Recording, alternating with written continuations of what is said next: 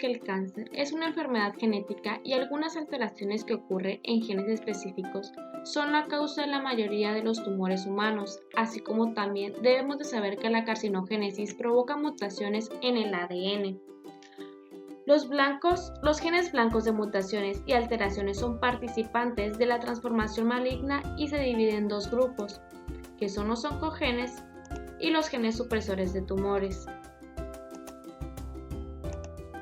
Los protooncogenes es un gen normal celular que va a codificar una proteína y cuando ocurre una mutación o expresión inapropiada se lleva a cabo el desarrollo del cáncer. Estos protooncogenes componen la maquinaria de señalización que van a regular la proliferación, diferenciación celular y la apoptosis. Un oncogen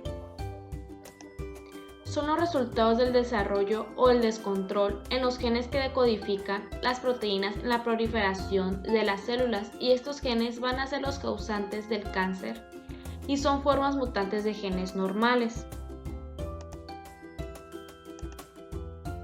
Los genes supresores de tumores. Los genes supresores de tumores son un gen que reduce la posibilidad de que una célula del organismo multicelular se transforme en una célula cancerosa. Estos genes se encuentran en las células normales e inhiben la proliferación excesiva. Son reguladores negativos de crecimiento y cuando no están presentes, las células dejan de crecer normal y adquieren propiedades de proliferación anormales. La activación de los oncogenes ocurre de dos maneras. La primera son cambios estructurales del gen y la segunda es una alteración de la regularización de la expresión del gen.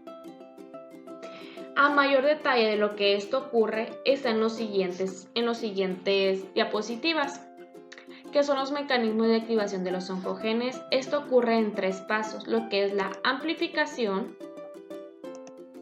la translocación y mutaciones puntuales.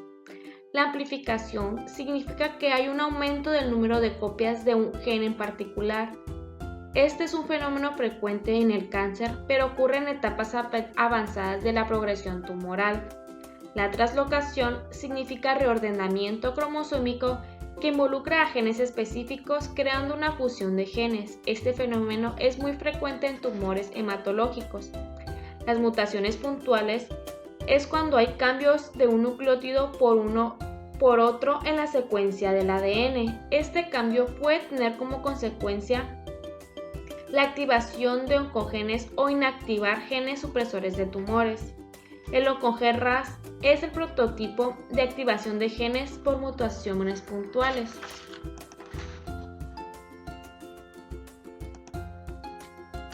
Hay dos tipos de oncogenes muy populares, que son los CMYC,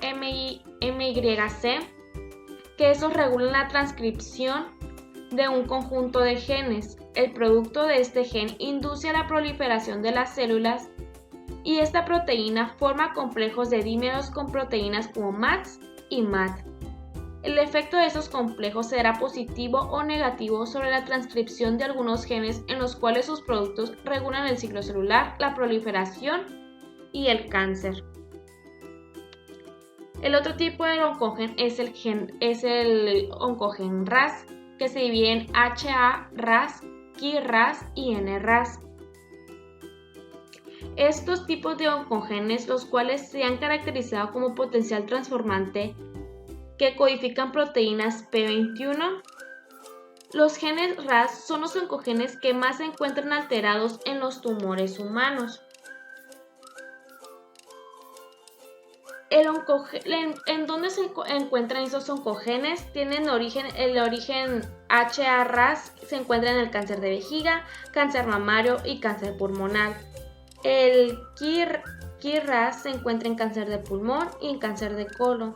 El NRAS se encuentra en neuroblastomas, al igual que también en cáncer de pulmones.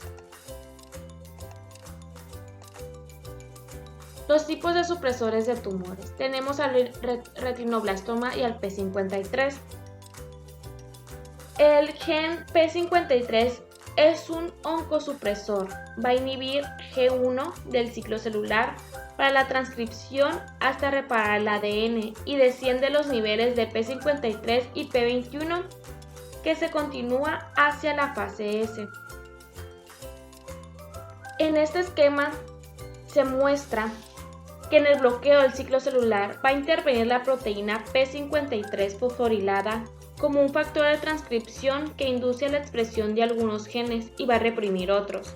Durante este proceso aumenta la expresión de las proteínas P21 que inhiben la actividad quinasa del complejo CDK2 ciclina E, que es necesaria para superar la fase G1 hasta la fase S. El gen supresor retinoblastoma ejerce su efecto sobre la primera fase G1 del ciclo celular. Este complejo tiene dos funciones. En primer lugar, muchos de los genes cuyos productos son esenciales para la fase S de dicho ciclo depende de la actividad del factor E2F. Por tanto, el retinoblastoma, mediante el secuestro de este factor de la transcripción, va a garantizar que la fase S no pueda ser iniciada. En segundo lugar, el complejo E2F RB reprime la transcripción de otros genes. En el punto de restricción de la fase G1 del ciclo celular o cerca del mismo, el retinoblastoma es fosforilado por el complejo CDK. Esta fosforilación causa la liberación de E2F por el retinoblastoma, el cual activa los genes cuya función estaba controlada por el mismo complejo. El control del crecimiento y el ciclo celular. El avance de las células a lo largo del ciclo celular está gobernada por la actividad de un complejo de proteicinasas, las cuales están formadas por subunidades reguladoras llamadas ciclinas y subunidades catalíticas denominadas cinasas dependientes de ciclinas. La concentración de cada una de las ciclinas alcanza un máximo durante una fase específica del ciclo celular.